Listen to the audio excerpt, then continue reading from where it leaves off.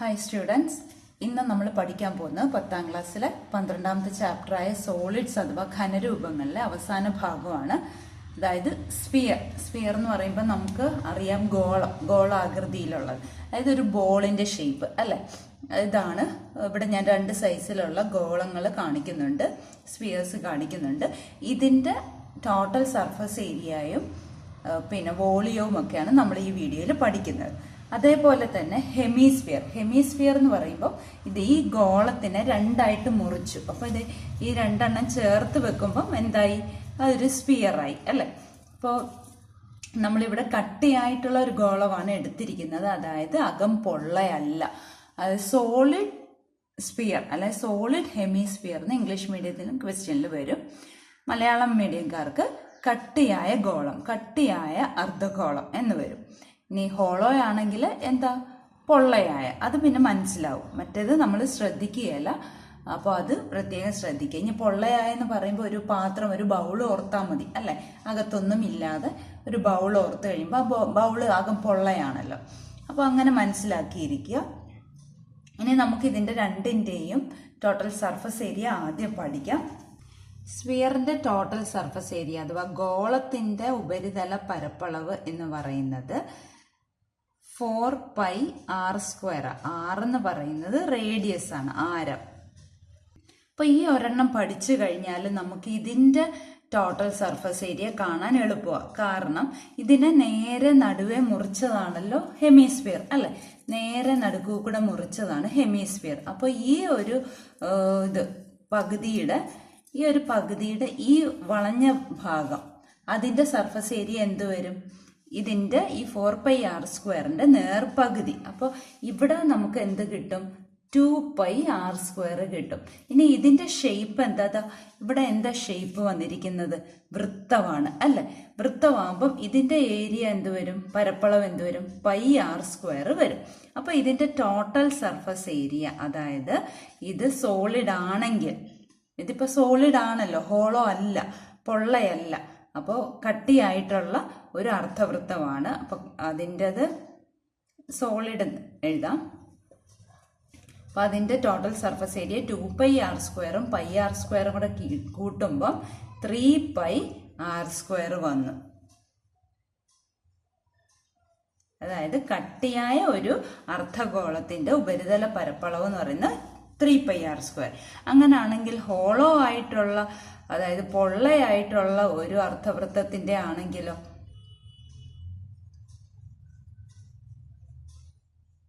അപ്പൊ ഈ ഒരു ഫേസ് മാത്രമേ വരുന്നുള്ളൂ, ഇവിടെ മാത്രമേ വരുന്നുള്ളൂ, ഇത് പൊള്ളയാണ് അല്ലെ. അപ്പൊ എന്ത് വന്നു? 2πr² മാത്രമേ വരുന്നുള്ളൂ. അപ്പോൾ ഈ സമവാക്യങ്ങൾ ഓർത്തിരിക്കുക. ഇത് വെച്ചിട്ടുള്ള പ്രോബ്ലംസ് നമുക്ക് ചെയ്യാം. ഇനി ഇതോടൊപ്പം തന്നെ വോളിയം കൂടെ പഠിക്കാം. വോളിയം അഥവാ വ്യാപ്തം എന്ന് പറഞ്ഞാൽ 4/3πr³ ആണ്. ഇവിടെ വരുമ്പോഴോ ഹെമിസ്ഫിയർ ആകുമ്പം വോളിയം ഓഫ് എ ഹെമിസ്ഫിയർ തിരിച്ചറിയാൻ വേണ്ടിയിട്ടാണ് ഇങ്ങനെ എഴുതുന്നത്. വോളിയം ഓഫ് എ സ്ഫിയർ എന്ന് പറഞ്ഞാൽ ഗോളത്തിന്റെ വ്യാപ്തം എന്ന് പറയുന്നത് 4/3πr³. അതിന്റെ നേർപകുതിയാണ് 2/3πr³. അപ്പൊ ഈ ഒരെണ്ണത്തിന്റെ സമവാക്യം, ഈ ഗോളത്തിന്റെ സമവാക്യങ്ങൾ പഠിച്ചു കഴിഞ്ഞാൽ ഈ അർദ്ധഗോളത്തിന്റെ സമവാക്യം നമുക്ക് എളുപ്പം ഉണ്ടാക്കാൻ സാധിക്കും. ഇനി നമുക്ക് പേജ് നമ്പർ 270 ചോദ്യങ്ങൾ ചെയ്യാം. ഒന്നാമത്തെ ചോദ്യം ഇതാണ്: the surface area of A solid sphere is 120 square centimetres. If it is cut into 2 halves, what would be the surface area of each hemisphere? അതായത് ഒരു കട്ടിയായ ഗോളത്തിന്റെ ഉപരിതല പരപ്പളവ് 120 ചതുരശ്ര സെന്റിമീറ്റർ ആണ്. അതിനെ 2 തുല്യ ഭാഗങ്ങളാക്കി മുറിച്ചു കഴിഞ്ഞാൽ ഓരോന്നിന്റെയും ഉപരിതല പരപ്പളവ് എത്രയാണെന്നാണ് ചോദിച്ചിരിക്കുന്നത്. അപ്പൊ ഇത് ഗോളമായിട്ട് ഇരുന്നപ്പോൾ ഉള്ള സർഫസ് ഏരിയ. അപ്പൊ അത് ആദ്യത്തെ സ്റ്റെപ്പ് എന്തെഴുതാം? Total surface area of sphere എത്രയാണ്? 120 സ്ക്വയർ സെന്റിമീറ്റർ, ചതുരശ്ര സെന്റിമീറ്റർ ആണ് അല്ലെ. അപ്പൊ ഇതിന് ഈ ഗോളത്തിന്, ഈ സ്ഫിയറിനെ 2 തുല്യ ഭാഗങ്ങളായിട്ട് മുറിച്ചപ്പോൾ ഇത് സോളിഡ് ആണെന്ന് തന്നിട്ടുണ്ട്, കട്ടിയായ എന്ന് തന്നിട്ടുണ്ട്, അകം പൊള്ളയല്ലാത്തപ്പോൾ നമുക്ക് ഓരോന്നിനെ ഹെമിസ്ഫിയർ അർദ്ധഗോളം എന്ന് വിളിക്കാം. ഇപ്പൊ total surface area of each hemisphere equal to എന്താണ്, ഇതാണ് ചോദിച്ചിരിക്കുന്നത്. അപ്പൊ ഈ total surface area of a sphere, ഗോളത്തിന്റെ ടോട്ടൽ സർഫസ് ഏരിയ എന്ന് പറയുന്നത് എന്താണ്? 4πr² ആണ് അല്ലെ. 4πr² ആണ് 120. അപ്പൊ അതിൽ നിന്ന് നമുക്ക് πr² കാണാമല്ലോ. 120/4. 120/4 എന്ന് പറഞ്ഞാൽ എത്രയാണ്? 30 ആണ് അല്ലെ. 30 ചതുരശ്ര സെന്റിമീറ്റർ. നമുക്കിവിടെ total surface area of each hemisphere എന്ന് പറഞ്ഞാൽ അതിന്റെ സമവാക്യം എന്താ? 3πr² ആണ് അല്ലെ. നമുക്കിവിടെ πr² കിട്ടിക്കഴിഞ്ഞാൽ 3πr² കാണാമല്ലോ. 3 കൊണ്ട് ഗുണിച്ചാൽ പോരെ. 3 × 30 = 90 എന്ന് കിട്ടിയല്ലോ. അപ്പൊ 3πr² = 90 സ്ക്വയർ സെന്റിമീറ്റർ. മനസ്സിലായില്ലേ? 90 ചതുരശ്ര സെന്റിമീറ്റർ ആണ് ഓരോ അർദ്ധഗോളത്തിന്റെയും ഉപരിതല പരപ്പളവ്. ഇനി നമുക്ക് രണ്ടാമത്തെ ചോദ്യം ചെയ്യാം. രണ്ടാമത്തെ ചോദ്യം ഇതാണ്: the volumes of 2 spheres are in the ratio 27:64. What is the ratio of there റേഡിയ and the ratio of there surface areas? അപ്പൊ ഇവിടെ വോളിയം ആണ് തന്നിരിക്കുന്നത്. 2 ഗോളങ്ങളുണ്ട് അല്ലെ. അപ്പൊ ഒന്നാമത്തെ ഗോളത്തിന്റെ വ്യാപ്തത്തിനെ V1 എന്നും രണ്ടാമത്തെ ഗോളത്തിന്റെ വ്യാപ്തത്തിന് V2 എന്നും എടുക്കാം. V1:V2 എത്ര തന്നിരിക്കുന്നത്? 27:64. അതായത് ഒരു ചെറിയ ഗോളവും ഒരു വലിയ ഗോളവും ഉണ്ട്. ഇതിന്റെ രണ്ടിന്റെയും കൂടെ വ്യാപ്തങ്ങൾ തമ്മിലുള്ള അംശബന്ധമാണ് 27:64. ക്ലിയർ ആയല്ലോ? ഇനി അതിന്റെ ആരങ്ങൾ തമ്മിലുള്ള അംശബന്ധം കാണണം. അതായത് R1:R2 നമുക്ക് കാണണം. അതേപോലെ സർഫസ് ഏരിയകൾ, ഉപരിതല പരപ്പളവുകളുടെ റേഷ്യോ. അപ്പോൾ ഒന്നാമത്തെ ഉപരിതല പരപ്പളവ് രണ്ടാമത്തെ ഉപരിതല പരപ്പളവും കണ്ടുപിടിക്കണം. എന്തൊക്കെയാ കാണേണ്ടതെന്ന് മനസ്സിലായല്ലോ. ഈ V1:V2 എന്ന് പറഞ്ഞാൽ എന്താണ്? V1/V2 ആണ്. അത് 27/64 ആണെന്ന് നമുക്കറിയാം, തന്നിട്ടുണ്ട്. അപ്പൊ V1 വ്യാപ്തം കാണാനുള്ള സമവാക്യം, ഒരു ഗോളത്തിന്റെ വ്യാപ്തം കാണാനായിട്ട് 4/3πr³ ആണ് അല്ലെ. ഒന്നാമത്തെ ഗോളത്തിന്റെ വ്യാപ്തം ആയതുകൊണ്ട് R1³ എന്ന് എഴുതാം. V2 അതും വ്യാപ്തം തന്നെയാണ്. അതിന്റെ സമവാക്യം 4/3πr³ ആണ്. ഇത് രണ്ടാമത്തെ ഗോളത്തിന്റെ ആയതുകൊണ്ട് രണ്ടാമത്തെ റേഡിയസ്, ബാക്കിയൊന്നും മാറുന്നില്ല, അതൊക്കെ ഫിക്സ്ഡ് നമ്പറാണ്. റേഡിയസ് ആരം മാത്രമേ മാറുന്നുള്ളൂ, അതുകൊണ്ടാണ് അതിന് മാത്രം നമ്പർ ഇടുന്നത്. = 27/64 ആണല്ലോ. അപ്പൊ 4/3π അങ്ങ് കട്ട് ചെയ്ത് കളയാം. ഇനി R1³ ഇതിന്റെ മുകളിൽ എഴുതിയിരിക്കുന്ന ഈ കൃതി കണ്ടോ? ഈ പവർ അല്ല എക്സ്പോണന്റ് എന്നൊക്കെ പറയും. അത് തുല്യവ, രണ്ടിടത്തും 3 ആണ്. അപ്പൊ ഇതിനെ എങ്ങനെ എഴുതാം? R1/R2 ഹോൾ ക്യൂബ് = 27/64 എന്ന് എഴുതാം. അപ്പൊ ഇതിൽ നിന്നും R1/R2 കാണാൻ വേണ്ടിയിട്ട് ഏറ്റവും എളുപ്പമുള്ള മാർഗം എന്താന്ന് വെച്ചാൽ, ഈ വലതുവശത്ത് കിടക്കുന്ന നമ്പറിനെയും ഏതെങ്കിലും ഒരു സംഖ്യകളുടെ ക്യൂബ് ഇങ്ങനെ ആക്കി ⁻³ ആക്കി എഴുതാൻ പറ്റുമോ ഇല്ലയോ നോക്കണം. അതിന് വേണ്ടിയിട്ട് നമുക്ക് ഏറ്റവും എളുപ്പമുള്ളത് 27നെ 3 കൊണ്ട് ഹരിക്കുമ്പോൾ 9 കിട്ടും. 9നെ വീണ്ടും 3 കൊണ്ട് ഹരിക്കുമ്പോൾ 3 കിട്ടി. കണ്ടോ? 3 പ്രാവശ്യം 3 വന്നല്ലോ. അതേപോലെ 64നെ നമുക്ക് ചെയ്ത് നോക്കാം. ഇരട്ട സംഖ്യയാണ്. അപ്പൊ 2 കൊണ്ട് ഹരിക്കാം. അപ്പൊ 32 വന്നു. വീണ്ടും 2 കൊണ്ട് ഹരിക്കുമ്പം 16 വന്നു. വീണ്ടും 2 കൊണ്ട് ഹരിക്കുമ്പോൾ 8 വന്നു. വീണ്ടും 2 കൊണ്ട് ഹരിക്കുമ്പോൾ 4. വീണ്ടും 2 കൊണ്ട് ഹരിക്കുമ്പോൾ 2. അപ്പൊ 3 എണ്ണം വെച്ചുള്ള ഗ്രൂപ്പ് ആക്കാവല്ലോ അല്ലെ. അപ്പോൾ ഇവിടെ ഒരു 3 എണ്ണം വരുന്നുണ്ട്, പിന്നെ ഇവിടെ ഒരു 2 വരുന്നുണ്ട് അല്ലെ. അപ്പൊ എന്ത് വന്നു?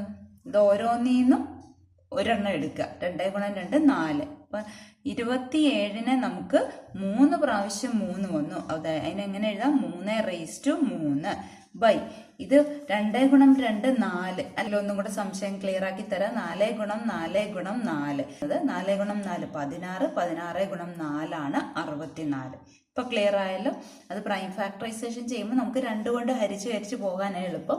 അപ്പോൾ 2 രണ്ടിന്റെ ഒരു ഗ്രൂപ്പ് എടുക്കുക. എത്ര എണ്ണം ഉള്ളത്? 3 എണ്ണം ഉള്ളത്. അതേപോലെ വീണ്ടും ഒരു 3 എണ്ണം ഉള്ള ഗ്രൂപ്പ് വന്നു. ഓരോന്നീന്നും ഓരോന്ന് വീതം എടുക്കുക. 2 2. അപ്പൊ 2 ഗുണം 2 ആ 4ആണ് ഇവിടെ വന്നിരിക്കുന്നത്. അപ്പൊ ഇതിനെ നമുക്ക് എങ്ങനെ എഴുതാം? 3/4 ഹോൾ റേസ് ടു 3 എന്ന് എഴുതാവല്ലോ.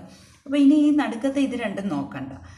R1/R2 whole cube equal to 3/4 whole cube. അങ്ങനെ കിട്ടിയല്ലോ. അപ്പൊ ഈ മുകളിൽ കിടക്കുന്ന ഈ 3യെ അങ്ങ് മാറ്റുക. അല്ല, ഈ 3 അങ്ങ് മാറ്റുക. അപ്പൊ ബാക്കി എന്ത് വന്നു? R1/R2 ഈക്വൽ ടു 3/4 എന്ന് വന്നില്ലേ? അപ്പൊ R1/R2 ഈക്വൽ ടു 3/4 അല്ലെങ്കിൽ R1:R2 എന്ന് പറയുന്നത് 3:4 എന്ന് വന്നില്ലേ? ഒന്നാമത്തെ ആൻസർ കിട്ടിയല്ലോ. ഇനി നമുക്ക് അതേപോലെ സർഫസ് ഏരിയകൾ, ഉപരിതല പരപ്പളവുകൾ തമ്മിലുള്ള അംശബന്ധം കൂടെ നോക്കാം. ഉപരിതല പരപ്പളവുകൾ തമ്മിലുള്ള അംശബന്ധം, ഉപരിതല പരപ്പളവ് കാണാനുള്ള സമവാക്യം എന്താണ്? ഇത് ഗോളമാണ് അല്ലെ? ഗോളമാകുമ്പം അല്ലെങ്കിൽ സ്ഫിയർ ആണ്. അപ്പം 4πr1² ബൈ രണ്ടാമത്തെ അപ്പം 4πr2². 4πയും 4πയും ക്യാൻസലായി. പിന്നെ എന്തുണ്ട്? R1²/R2². ഇവിടെയും നോക്കിക്കുക, സ്ക്വയർ ആണ് രണ്ടിടത്തും കിടക്കുന്ന. മുകളിലെ പവർ അല്ല, ഡിഗ്രി അഥവാ കൃതി എന്നൊക്കെ പറയും. അപ്പൊ ഇതിനെ R1/R2 ഹോൾ സ്ക്വയർ എന്ന് എഴുതാവല്ലോ. നമുക്കിവിടെ R1/R2 3/4 എന്ന് കിട്ടി. അപ്പൊ 3/4 ഹോൾ സ്ക്വയർ എന്ന് എഴുതാവല്ലോ. ഇതിനെ രണ്ടിടത്തും സ്ക്വയർ കൊടുക്കുക. 3യുടെ സ്ക്വയർ 9, 4ന്റെ സ്ക്വയർ 16. അപ്പൊ 9:16 എന്ന് കിട്ടിയല്ലോ. അപ്പൊ surface area of the first is surface area of the second എന്ന് പറയുന്നത് 9:16. അതായത് ഉപരിതല പരപ്പളവുകളുടെ അംശബന്ധം എന്ന് പറയുന്നത് 9:16 ആരങ്ങളുടെ അംശബന്ധം എന്ന് പറയുന്നത് 3:4 കിട്ടി. ക്ലിയർ ആയല്ലോ. ഇനി മൂന്നാമത്തെ ചോദ്യം ചെയ്യാം. മൂന്നാമത്തെ ചോദ്യം ഇതാണ്. The base radius and length of a metal cylinder are 4 centimeters and 10 centimeters. If it is melted and recast into spheres of radius 2 centimeters each, how many spheres can be made? അപ്പം melt ചെയ്ത് പുതിയ recast ചെയ്യുന്ന problem വരുമ്പോൾ എപ്പോഴും വോളിയമാണ് എടുക്കേണ്ടത്. ചോദ്യത്തിൽ പറയുന്നത് ഒരു വൃത്തസ്തംഭം, കട്ടിയായ ഒരു വൃത്തസ്തംഭം, അതിന്റെ ആരം 4 സെന്റിമീറ്ററും ഉയരം 10 സെന്റിമീറ്ററും ആയിട്ടുള്ള ആ വൃത്തസ്തംഭത്തിനെ ഉരുക്കി കുറെ ഗോളങ്ങൾ ഉണ്ടാക്കുന്നു. ആ ഗോളങ്ങളുടെ ആരങ്ങൾ 2 സെന്റിമീറ്റർ ആണെങ്കിൽ എത്ര ഗോളങ്ങൾ ഉണ്ടാക്കാൻ സാധിക്കും എന്നാണ് ചോദിച്ചിരിക്കുന്നത്. വൃത്തസ്തംഭം അഥവാ സിലിണ്ടറിനെയാണ് ഉരുക്കി ഗോളം അഥവാ സ്ഫിയർ ആക്കി മാറ്റിയിരിക്കുന്നത്. ഈ വൃത്തസ്തംഭത്തിന്റെ ആരം 4 സെന്റിമീറ്ററും ഉയരം 10 സെന്റിമീറ്ററും തന്നിട്ടുണ്ട്. ഈ ഗോളത്തിന്റെ ആരം 2 സെന്റിമീറ്റർ ആണ് തന്നിട്ടുണ്ട്. അപ്പോൾ ഇത് ഉരുക്കുക എന്ന് പറയുമ്പോൾ നമുക്ക് ആദ്യം കാണേണ്ട എന്താണ്? വ്യാപ്തമാണ്, വോളിയമാണ്. വോളിയം ഓഫ് സിലിണ്ടർ നമുക്ക് ആദ്യം കാണണം. സിലിണ്ടറിന്റെ വോളിയം കാണാനായിട്ട് πr²h പാദ പരപ്പളവ് ഗുണം ഉയരം അല്ലെ? അപ്പൊ π × r എന്ന് പറയുന്ന 4 ആണ്. 4 × 4 ഗുണം h എന്ന് പറയുന്ന 10 ആണ്. ഇവിടെ വ്യാപ്തം എന്താണ്? വ്യാപ്തം കാണാനായിട്ടുള്ള സമവാക്യം വോളിയം ഓഫ് സ്ഫിയർ ആണ്. ഗോളത്തിന്റെ വ്യാപ്തം കാണാനുള്ള സമവാക്യം എന്താണ്? 4/3 πr³ അല്ലെ? അപ്പൊ 4/3 π × r എന്ന് പറയുന്നത് 2 × 2 ഇനി നമുക്കറിയാം, നമ്മൾ ഇതേപോലത്തെ ചോദ്യം ചെയ്തതാണ്. അതായത് നമ്പർ ഓഫ് സ്ഫിയേഴ്സ് ആണ് കാണേണ്ടത്. എത്ര ഗോളങ്ങൾ ഉണ്ടാക്കാൻ സാധിക്കും അല്ലെ? ഇതെങ്ങനെയാ കാണുന്നത്? ഗോളങ്ങളാണ് ഉണ്ടാക്കേണ്ടത്. എന്തിനെയാണോ ഉരുക്കുന്നത് അതിന്റെ വ്യാപ്തത്തിനെ എന്താണോ, ഏത് ഷേപ്പിലോട്ടാണോ മാറ്റുന്നത് അതുകൊണ്ട് ഹരിക്കണം അല്ലെ? ഞാൻ ഇത് പറഞ്ഞു തന്നതാണ്. അപ്പോൾ വോളിയം ഓഫ് സിലിണ്ടറിനെ വോളിയം ഓഫ് സ്ഫിയർ കൊണ്ട് ഹരിക്കണം. അപ്പോൾ ഇവിടെ നമുക്ക് വോളിയം ഓഫ് സിലിണ്ടർ എത്ര കിട്ടി? π × 4 × 4 × 10 ബൈ 4/3 π × 2 × 2 ആണല്ലോ. ഈ പയ്യും വെട്ടിപ്പോയി അല്ലെ? അപ്പോൾ ഈ 2 ഗുണം അല്ലെ 4നെ 2 കൊണ്ട് ഹരിച്ചപ്പോൾ 2 വന്നു. ഈ രണ്ടും കൂടെ വെട്ടിപ്പോയി. വീണ്ടും 4നെ 2 കൊണ്ട് ഹരിച്ചപ്പോൾ 2 വന്നു. അപ്പൊ എന്ത് വന്നു? മുകളിൽ 20 വന്നു. ഡിവൈഡഡ് ബൈ ഇവിടെ എന്ത് വന്നു? 4/3. ഇവിടെ നോക്കിക്കേ, ഒരു ഭിന്നസംഖ്യയാണ് ഛേദത്തിൽ വന്നിരിക്കുന്നത്, ഒരു ഫ്രാക്ഷൻ ആണ് ഡിനോമിനേറ്ററിൽ വന്നിരിക്കുന്നത്. അപ്പൊ എന്ത് ചെയ്യുന്നത്? നമ്മൾ ഹരണവുമാണ് അല്ലെ. ഈ ഹരണത്തിനെ നമ്മൾ എന്താക്കി മാറ്റും? ഗുണനമാക്കി മാറ്റും. 20 അതേപോലെ എഴുതി ഈ ഹരണത്തിനെ നമ്മൾ ഗുണനമാക്കിയിട്ട് ഇതിന്റെ വ്യുൽക്രമം, അതായത് തിരിച്ചിടുക, 4/3 എന്നുള്ള 3/4 ആക്കും. അതായത് 20 എഴുതിയിട്ട് ഡിവിഷനെ മൾട്ടിപ്ലിക്കേഷൻ ആക്കി, എന്നിട്ട് ഡിനോമിനേറ്ററിന്റെ റെസിപ്രോക്കൽ എടുത്തു. റെസിപ്രോക്കൽ എന്ന് പറയുമ്പോൾ 4/3യുടെ റെസിപ്രോക്കൽ ആണ് 3/4. ഇനി ഈ 20യെ 4 കൊണ്ട് ഡിവൈഡ് ചെയ്യുമ്പോൾ 5 ടൈംസ് വന്നല്ലോ. അപ്പോൾ 5 × 3 = 15 എന്ന് വന്നല്ലോ. അപ്പൊ എത്ര സ്ഫിയേഴ്സ് ഉണ്ടാക്കാം? 15 spheres can be made. Clear ആയല്ലോ? ഇനി 4ാമത്തെ ചോദ്യം ചെയ്യാം. ചോദ്യം ഇതാണ്: A metal sphere of radius 12 centimeters is melted and recast into 27 small spheres of equal size. What is the radius of each small sphere? അതായത് ഒരു കട്ടിയായ ഗോളം, 12 സെന്റിമീറ്റർ ആരമുള്ള കട്ടിയായ ഗോളത്തിനെ ഉരുക്കി ചെറിയ ഗോളങ്ങൾ ഉണ്ടാക്കുക. അത് 27 എണ്ണം ഉണ്ട് ആ ചെറിയ ഗോളങ്ങൾ. അതിന്റെ ആരം എത്രയാണ്? ചെറിയ ഗോളത്തിന്റെ ആരം എത്രയാണെന്നാണ് ചോദിച്ചിരിക്കുന്നത്. ഇവിടെ വലിയ ഗോളത്തിനെ ചെറിയ ഗോളമായിട്ട് റീകാസ്റ്റ് ചെയ്യുകയാണ്. 27 ചെറിയ ഗോളങ്ങളുണ്ട്. വലിയ സ്ഫിയറിന്റെ, വലിയ ഗോളത്തിന്റെ റേഡിയസ് ആരത്തിന് ക്യാപിറ്റൽ R എന്നും ചെറിയ ഗോളത്തിന്റെ റേഡിയസിനെ സ്മോൾ R എന്നും എടുത്തു, തിരിച്ചറിയാൻ വേണ്ടിയിട്ടാണ്. ഇപ്പോൾ ക്യാപിറ്റൽ R 12 സെന്റിമീറ്ററും തന്നിട്ടുണ്ട്. ചെറിയ റേഡിയസ് ആണ് കണ്ടുപിടിക്കേണ്ടത്. ആകെ 27 എണ്ണമാണ് ഉള്ളത്. അപ്പൊ അതെല്ലാം ഞാൻ ഡീറ്റെയിൽസ് എഴുതി. പിന്നെ വ്യാപ്തം കാണാനുള്ള സമവാക്യം 4/3 πr³ ആണ്. വലുതിന്റെ വോളിയം, വലുതിന്റെ വ്യാപ്തം ആയതുകൊണ്ട് ക്യാപിറ്റൽ R³ഉം ചെറുതിന്റെ വ്യാപ്തം ആയതുകൊണ്ട് സ്മോൾ R³. ഇത്രയും ക്ലിയർ ആയല്ലോ?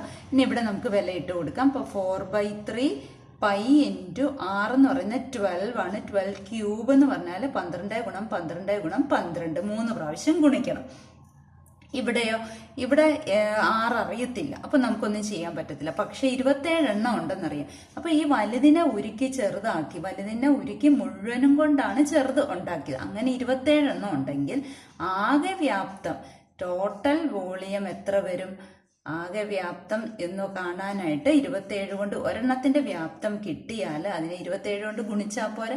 അപ്പൊ 27 × 4/3 πr³ എന്ന് എഴുതാവല്ലോ അല്ലെ. 27നെ 3 കൊണ്ട് ഹരിക്കുമ്പോൾ 9 വന്നല്ലോ. അപ്പൊ 9 × 4 πr³ എന്ന് എഴുതാവല്ലോ. ഇനി ഈ രണ്ട് വ്യാപ്തങ്ങൾ തുല്യമല്ലേ? ഇവിടെ ഒരെണ്ണത്തിന്റെ വ്യാപ്തമാണ്, ഇവിടെ 27 എണ്ണത്തിന്റെ വ്യാപ്തമാണ്. ആ ഒരെണ്ണത്തിന് ഉരുക്കിയാണല്ലോ 27 എണ്ണം ഉണ്ടാക്കിയത്. അപ്പൊ ഈ രണ്ട് വ്യാപ്തങ്ങൾ തുല്യമാണ്. അപ്പൊ നമുക്ക് എങ്ങനെ എഴുതാം? 9 × 4 πr³ = 4/3 π × 12 × 12 × 12. ക്ലിയർ ആയില്ലേ? ഈ 12നെ 3 കൊണ്ട് ഹരിക്കുമ്പോൾ 4 വന്നില്ലേ? ഇപ്പോൾ നമുക്ക് പയ്യും വെട്ടിയും കളയാം അല്ലെ. പിന്നെ R³ ആണ് നമുക്ക് വേണ്ടത്. അപ്പൊ ഇവിടെ ബാക്കിയുള്ള നമ്പേഴ്സ് ഏതൊക്കെയാ? 4 × 4 × 12 × 12. ഇനി ഇവിടെ ഗുണിച്ചിരിക്കുന്ന 9 × 4, അതിനെ ഹരിക്കുക 9 × 4. ഈ 4ഉം 4ഉം ക്യാൻസലായി.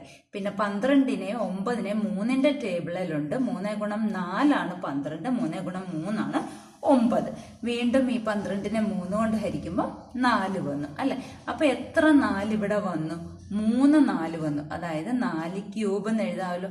അപ്പൊ R³ = 4³. അപ്പൊ R എത്ര വന്നു? ഞാൻ പറഞ്ഞിരുന്നു കഴിഞ്ഞ ക്വസ്റ്റ്യനിൽ പവർ അല്ലെ, മുകളിൽ എഴുതിയിരിക്കുന്ന നമ്പർ തുല്യമാണ്. അപ്പൊ താഴെ ഇരിക്കുന്ന നമ്പറുകളും തുല്യമാണ്. ഈ R എന്താണ്? ആരം. അപ്പൊ ചെറിയ ഗോളത്തിന്റെ ആരം സമം 4. Radius of the small sphere = 4 centimetre.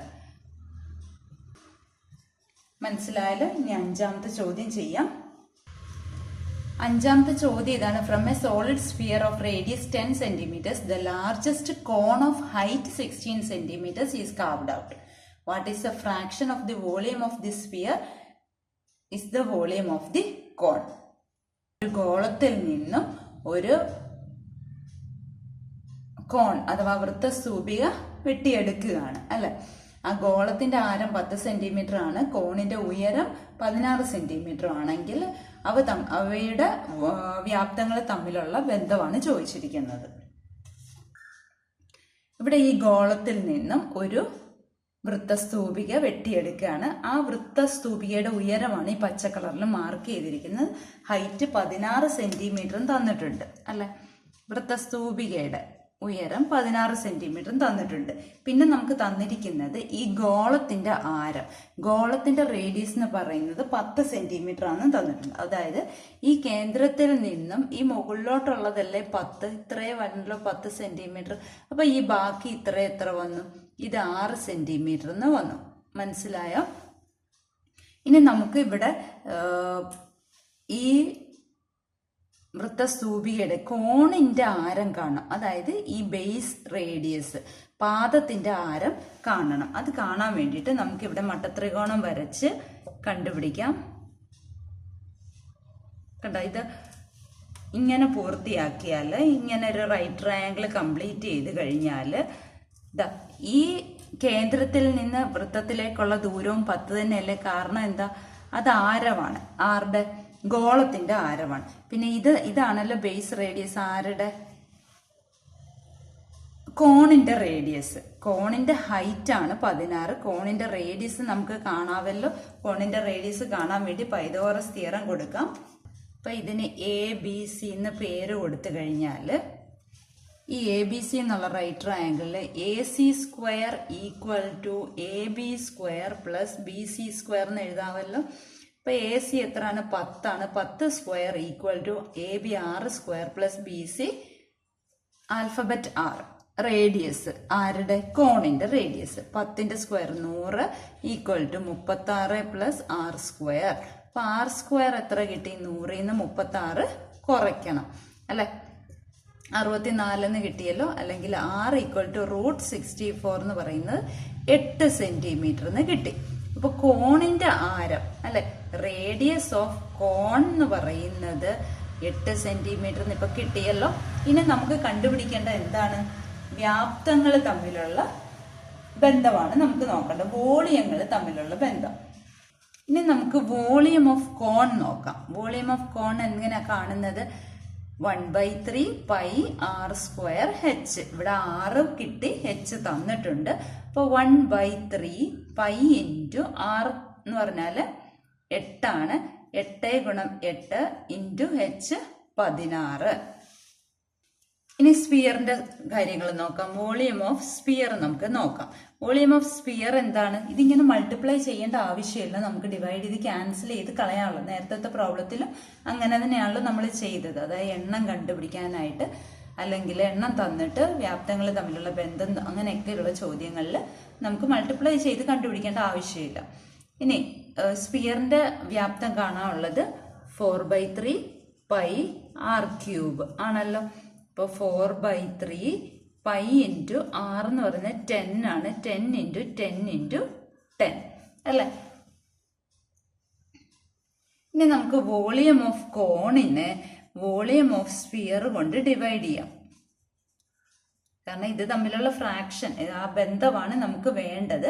അപ്പോൾ വോളിയം ഓഫ് കോൺ എന്ന് പറഞ്ഞാൽ 1/3 pi into 8 into 8 into 16 divided by 4 സ്പിയറിൻ്റെത് 4/3 പൈ ഇൻറ്റു 10 ഇൻറ്റു 10 ഇൻറ്റു 10 അല്ലേ.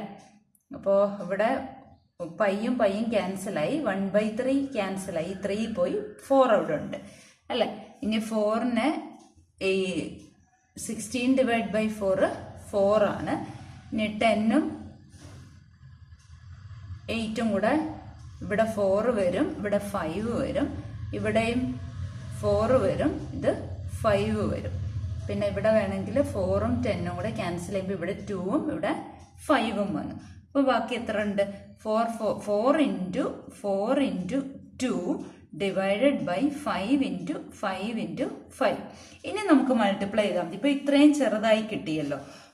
അപ്പോൾ 4 4s are 16, 2s are 32 by 5 5s are 25, 5s are 125.